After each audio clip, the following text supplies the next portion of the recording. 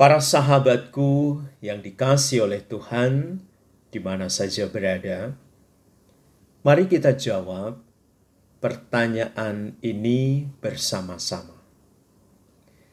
Kemana langkah-langkah kita ini menuju? Apakah langkah-langkah kita ini memiliki yang namanya tujuan? Dan tujuannya itu seperti apa? Saya yakin semua sepakat dan setuju bahwa hidup yang kita jalani ini harus memiliki yang namanya tujuan. Betul?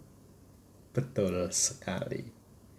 Itulah sebabnya kita mau melihat bagaimana kitab suci mencatat berkaitan dengan hal ini, bahwa hidup ini harus memiliki yang namanya tujuan. Itulah sebabnya para sahabatku yang dicintai oleh Tuhan, saya ingin memberimu 3 ayat, supaya melalui 3 ayat ini kita bisa melihat secara luas bagaimana Tuhan merancang hidup kita dan bagaimana Tuhan mengarahkan langkah-langkah hidup kita. Mari kita lihat satu persatu.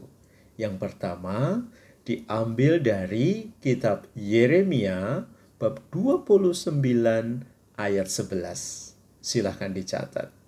Kitab Yeremia bab 29 ayat 11. Kira-kira bunyinya apa? Bunyinya demikian. Sebab aku ini mengetahui rancangan-rancangan apa yang ada padaku mengenai kamu. Demikianlah firman Tuhan, yaitu rancangan damai sejahtera dan bukan rancangan kecelakaan, untuk memberikan kepadamu hari depan yang penuh harapan. Wow, terima kasih Tuhan. Hidup kita dirancang oleh Tuhan menuju kepada damai sejahtera dan bukan kecelakaan. Lalu yang kedua saya ambil dari kitab Amsal bab 16 ayat 9. Silahkan dicatat. Kitab Amsal bab 16 ayat 9. Bunyinya demikian. Hati manusia memikir-mikirkan jalannya, tetapi Tuhanlah yang menentukan arah langkahnya. Wow, terima kasih Tuhan, luar biasa. Kemudian ayat yang ketiga saya ambil dari surat Rasul Paulus kepada jemaat di Efesus bab 2 ayat 10. Silakan dicatat. Efesus bab 2 ayat 10. Bunyinya demikian. Karena kita ini buatan Allah, diciptakan dalam Kristus Yesus untuk melakukan pekerjaan yang baik yang dipersiapkan Allah sebelumnya. Ia mau supaya kita hidup di dalamnya. Wow, sangat keren, luar biasa. Nah, sekarang para sahabat sudah melihat, memang yang namanya hidup itu harus memiliki yang namanya tujuan. Dan dalam hal ini sekali lagi saya akan menggarisbawahi bagaimana hidup yang bertujuan itu.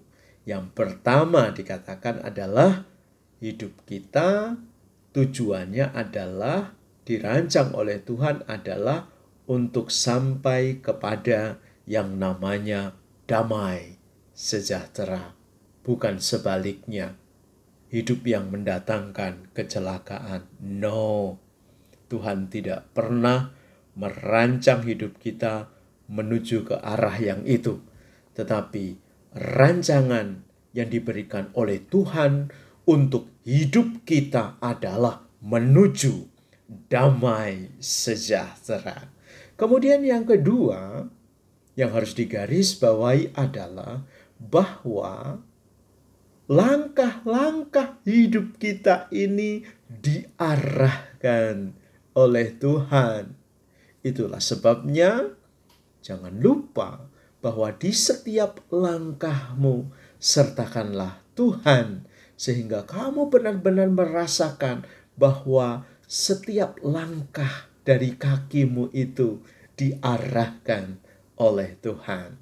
Dan yang ketiga, apa yang kita lakukan adalah pekerjaan yang baik. Dan bukan sebaliknya, kita melakukan pekerjaan yang jahat. Kalau kita melakukan pekerjaan yang jahat, Tuhan tidak berkenan. Tetapi kita harus melakukan pekerjaan yang baik. Begitu para sahabatku yang dicinta oleh Tuhan, benar sekali lagi bahwa langkah-langkah hidup kita yang kita jalani hari ini memiliki tujuan. Begitu, semoga hari ini apa yang kita lakukan benar-benar mendatangkan berkat dan bermanfaat bagi banyak orang, karena yang kita lakukan apa? Yang kita lakukan adalah pekerjaan yang baik. Tuhan Yesus memberkatimu dalam nama Bapa dan Putra dan Roh Kudus. Amin. Memang betul. You are the best. Bye-bye.